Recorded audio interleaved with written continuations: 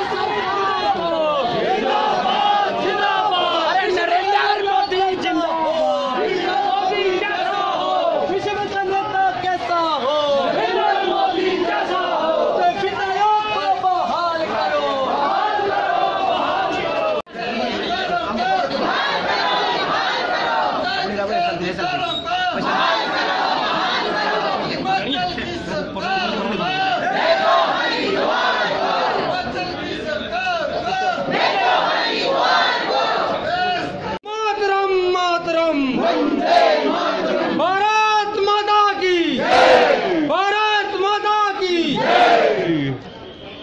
भारत माता की, माता की।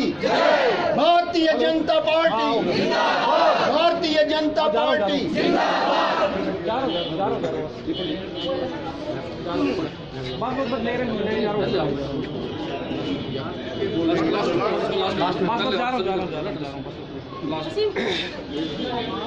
की ओर से आज जो धरना प्रदर्शन हमारे मंडल पालनपुर की ओर से किया जा रहा है, वो हमारे मंडल अध्यक्ष श्रीमान संजीव सोनी की अध्यक्षता में हो रहा है।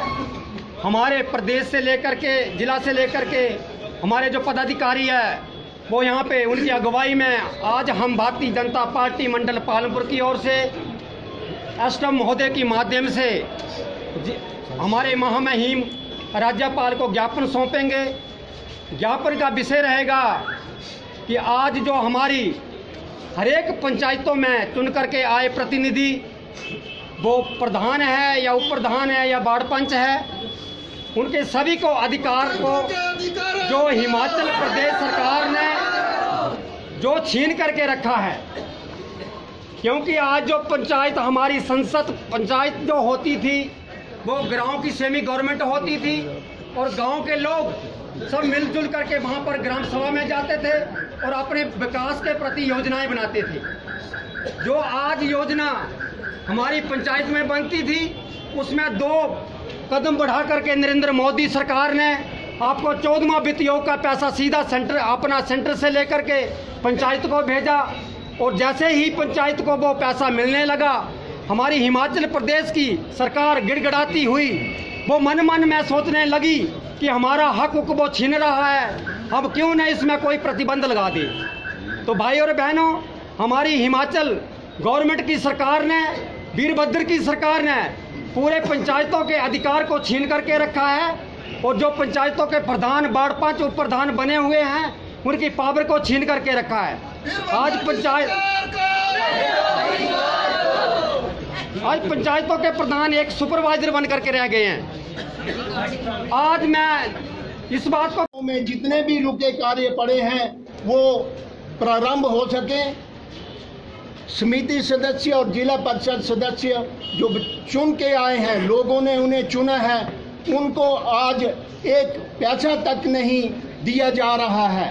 वो बहुत दुखी हैं और हम भारतीय जनता पार्टी की तरफ से प्रदेश की सरकार से आग्रह करते हैं कि उनके अधिकारों को बहाल किया जाए और जितने भी पैसे केंद्र सरकार द्वारा भेजे जा रहे हैं उन पैसों का सदुपयोग हो, सब रुके कार्य जो हैं वो प्रारंभ हो सके। क्योंकि इसमें हिमाचल सरकार को जो है वो केंद्र सरकार द्वारा वित्तीय सहायता दी जा रही है। हिमाचल सरकार ऐसी ऐसी योजनाएं जो आम जनमानस के लिए लेके आई है, जो कभी भी इससे पहले 60 साल तक जो सरकारें रही उन्होंने कभी वैसा सोचा भी नहीं। और दूसरी तरफ यहाँ पर प्रदेश कांग्रेस की सरकार है जो आम आदमी के हक को मारने पे लगी है। मैं ये तुलनात्मक चर्चा इसलिए कर रहा हूँ कि आप सब कार्यकर्ता साथियों ने 3 वर्ष पहले भारतीय जनता पार्टी की सरकार केंद्र में बनाई, नरेंद्र भाई मोदी के नेतृत्व में आपने सरकार बनाई, और उस सरकार ने जो आपके लिए काम किया वो आपके सामने है। अभी हाल ही में इतना बड़ा सर्जिकल स्ट्राइक, एक तो सर्जिकल स्ट्राइक कश्मीर में किया, और दूसरा उन लोगों के लिए सबसे बड़ी समस्या हुई है जिनके पास काला धन था। पिछले कल उन्होंने भारत बंद की कॉल दी थी, भारत बंद करने का आह्वान किया था, परंतु कितना सफल रहा वो आप सब जानते हैं।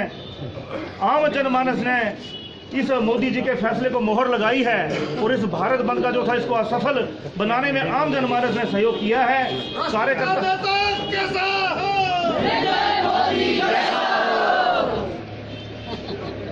आज जिस प्रकार से केंद्र में भारतीय जनता पार्टी की सरकार काम कर रही है और केंद्र की सरकार प्रदेश की सरकारों को जिस प्रकार से पैसा दे रही है, कोई भेदभाव नहीं कर रही। केंद्र में पैसा पड़ा है, 2 किस्तें आ गई हैं।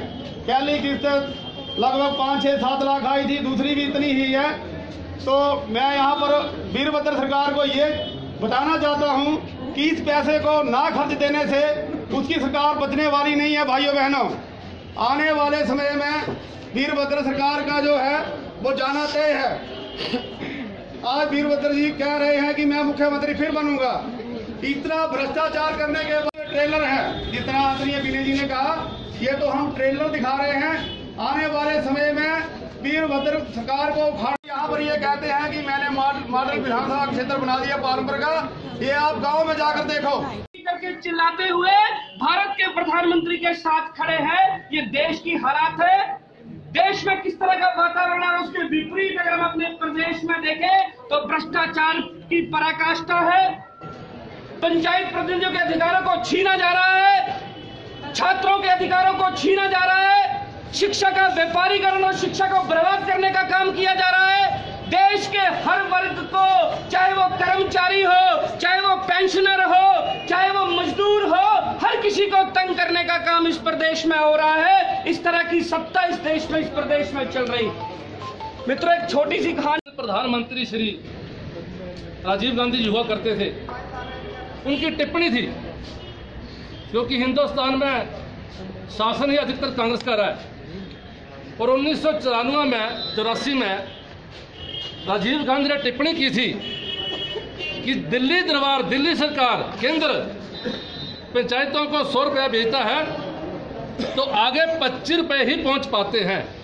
मतलब भ्रष्टाचार का बोलबाला इतना है कि दिल्ली का चलता हुआ पैसा जब पंचायत के पैसे पास पहुंचता है तो 75% भ्रष्टाचार में ही गायब हो जाता है। ये 1984 की जो है वो राजीव गांधी जी की टिप्पणी थी। और राजीव गांधी के उपरांत जब पीवी नरसिम्हा राव जी आए तो पंचायती राज के सशक्तिकरण के लिए राजीव गांधी जी के सपने को साकार करने का जो संकल्प पीवी नरसिम्हा राव ने लिया, और 1994 में पूरे हिंदुस्तान में 173वां पंचायती राज संशोधन कर दिया। 173वां पंचायती राज, पंचायतों के सशक्तिकरण के लिए, और उसमें जो अधिकतर विभाग जो अलग 27 डिपार्टमेंट जो थे पंचायतों के अधीन कर दिए गए थे। और बाकायदा 1994 में जब हम भी प्रधान हुआ करते थे, और 1 साल पहले ही जो 173वां संशोधन पारित हुआ भारत सरकार ने किया, तो 1 साल पहले पंचायतों को भंग कर दिए गए। मूल बिंदु क्या था कि पंचायतों का सशक्तिकरण। राजीव गांधी की टिप्पणी 10 वर्ष के उपरांत पीवी नरसिम्हा राव जी पंचायतों के सशक्तिकरण का 173वां संशोधन पारित कर रहे हैं, और कुल मिलाकर पंचायतों के सशक्तिकरण का क्या हासिल हुआ वो आप सभी के सामने। और 30 वर्षों के उपरांत 1984 से लेकर 2014 में हमारे राष्ट्रीय नायक, हिंदुस्तान के दिलों की धड़कन परम श्रद्धेय जब नरेंद्र मोदी जी प्रधानमंत्री बने तो 30 वर्षों के उपरांत पंचायती राज के सशक्तिकरण को सही मायनों में लागू किया तो नरेंद्र भाई मोदी ने किया। 14वें वित्त आयोग का पैसा है, 14वें वित्त आयोग का पैसा जो दिल्ली में कांग्रेस के नेता कहते थे कि दिल्ली पैसा भेजती है तो 25 पैसे पहुंचते हैं और 75 पैसे भ्रष्टाचार होता है।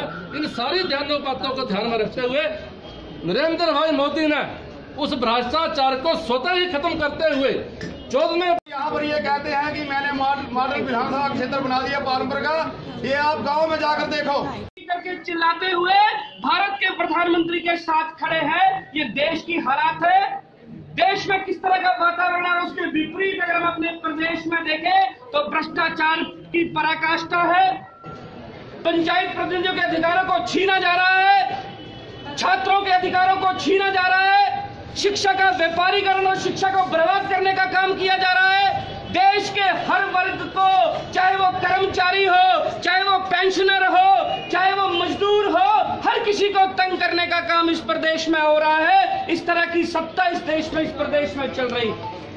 मित्रों, एक छोटी सी कहानी। प्रधानमंत्री श्री राजीव गांधी जी हुआ करते थे, उनकी टिप्पणी थी, क्योंकि हिंदुस्तान में शासन ही अधिकतर कांग्रेस का रहा है और 1994 में 84 में राजीव गांधी ने टिप्पणी की थी कि दिल्ली दरबार, दिल्ली सरकार, केंद्र पंचायतों को 100 रुपया भेजता है तो आगे 25 रुपये ही पहुंच पाते हैं। मतलब भ्रष्टाचार का बोलबाला इतना है कि दिल्ली का चलता हुआ पैसा जब पंचायत के पैसे पास पहुंचता है तो 75% भ्रष्टाचार में ही गायब हो जाता है। ये 1984 की जो है वो राजीव गांधी जी की टिप्पणी थी। और राजीव गांधी के उपरांत जब पीवी नरसिम्हा राव जी आए तो पंचायती राज के सशक्तिकरण के लिए राजीव गांधी जी के सपने को साकार करने का जो संकल्प पीवी नरसिम्हा राव ने लिया और 1994 में पूरे हिंदुस्तान में 173वां पंचायती राज संशोधन कर दिया। 173वां पंचायती राज, पंचायतों के सशक्तिकरण के लिए, और उसमें जो अधिकतर विभाग जो अलग 27 डिपार्टमेंट जो थे पंचायतों के अधीन कर दिए गए थे। और बाकायदा 1994 में जब हम भी प्रधान हुआ करते थे और 1 साल पहले ही जो 173वां संशोधन पारित हुआ भारत सरकार ने किया तो 1 साल पहले पंचायतों को भंग कर दिए गए। मूल बिंदु क्या था कि पंचायतों का सशक्तिकरण। राजीव गांधी की टिप्पणी 10 वर्ष के उपरांत पीवी नरसिम्हा राव जी पंचायतों के सशक्तिकरण का 173वां संशोधन पारित कर रहे हैं और कुल मिलाकर पंचायतों के सशक्तिकरण का क्या हासिल हुआ वो आप सभी के सामने। और 30 वर्षों के उपरांत 1984 से लेकर 2014 में हमारे राष्ट्रीय नायक, हिंदुस्तान के दिलों की धड़कन, परम श्रद्धेय जब नरेंद्र मोदी जी प्रधानमंत्री बने तो 30 वर्षों के उपरांत पंचायती राज के सशक्तिकरण को सही मायनों में लागू किया तो नरेंद्र भाई मोदी ने किया। 14वें वित्त आयोग का पैसा है, 14वें वित्त आयोग का पैसा जो दिल्ली में कांग्रेस के नेता कहते थे कि दिल्ली पैसा भेजती है तो 25 पैसे पहुंचते हैं और 75 पैसे भ्रष्टाचार होता है।